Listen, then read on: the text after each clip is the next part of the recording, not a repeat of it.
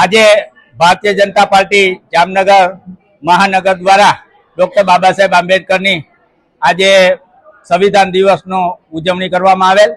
आज परम पूज्य डॉक्टर बाबा साहेब आंबेडकरे 1949 ની અંદર જે સંવિધાન આજે સુપ્રત કરેલ હતું, જે 1950 ની અંદર 26મી જાન્યુઆરીએ અમલવારી કરવામાં આવેલ હતી।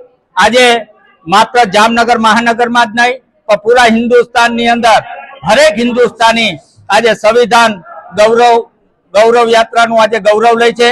એના ભાગરૂપે આજે જામનગર મહાનગરની અંદર સંવિધાન યાત્રા કરવામાં આવેલ અને સંવિધાનનું પૂજન કરવામાં આવેલ।